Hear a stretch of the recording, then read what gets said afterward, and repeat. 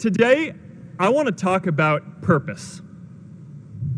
But I'm not here to give you the standard commencement about finding your purpose. We're millennials. We try to do that instinctively. Instead, I'm here to tell you that finding your purpose isn't enough. The challenge for our generation is to create a world where everyone has a sense of purpose. One of my favorite stories is when JFK went to go visit the NASA Space Center, and he saw a janitor holding a broom, and he asked him what he was doing, and the janitor replied, "Mr. President, I'm helping put a man on the moon." Purpose is that feeling that you are a part of something bigger than yourself, that you are needed, and that you have something better ahead to work for. Purpose is what creates true happiness. When our parents graduated, that sense of purpose reliably came from your job, your church, your community. But today, technology and automation are eliminating many jobs. Membership in a lot of communities has been declining, and a lot of people are feeling disconnected and depressed and are trying to fill a void in their lives. As I've traveled around, I've sat with children in juvenile detention and opioid addicts who've told me that maybe their lives would have turned out differently if they just had something to do, an after-school program or somewhere to go. I've met factory workers who know their old jobs aren't coming back and are just trying to find their path ahead. For our society to keep moving forward, we have a generational challenge to not only create new jobs, but create a renewed sense of purpose. I remember that night I launched Facebook from that little dorm in Kirkland House. I went to Noakes with my friend KX, and I remember telling him clearly that I was excited to help connect the Harvard community, but one day someone would connect the whole world. The thing is, it never even occurred to me that that someone might be us. We were just college kids. We didn't know anything about that. There were all these great big technology companies with all these resources, and I just assumed one of them would do it. But this idea was so clear to us that all people want to connect. So we just kept working on it, day after day after day. And I know that a lot of you are going to have your own stories just like this.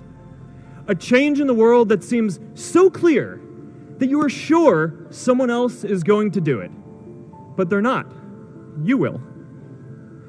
But it's not enough to have that purpose yourself. You also have to create a sense of purpose for others. And I found that out the hard way. You see, my hope was never to build a company. I wanted to have an impact. And as all these people started joining us, I just assumed that that's what they wanted to do too. So I never took the time to explain what it was that I hoped we'd build. A couple years in, some big companies wanted to buy us. I didn't want to sell. I wanted to see if we could connect more people.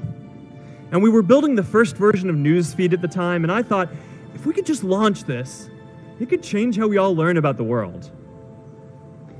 Nearly everyone else wanted to sell. Without a sense of higher purpose, this was their startup dream come true, and it tore our company apart. After one particularly tense argument, one of my close advisors told me if I didn't agree to sell the company right now, I would regret that decision for the rest of my life. Relationships were so frayed that within a year or so, every single person on our management team was gone. That was my hardest time leading Facebook. I believed in what we were doing, but I felt alone. And worse, it was my fault. I wondered if I was just wrong, an imposter, a 22-year-old kid who had no idea how things actually worked. Now, years later, I understand that is how things work when there's no sense of higher purpose. So it's up to all of us to create it so we can all keep moving forward together. And today, I want to talk about 3 ways that we can create a world where everyone has a sense of purpose. By taking on big, meaningful projects together, by redefining equality so everyone has the freedom to pursue their purpose, and by building community all across the world. So first, let's take on big, meaningful projects.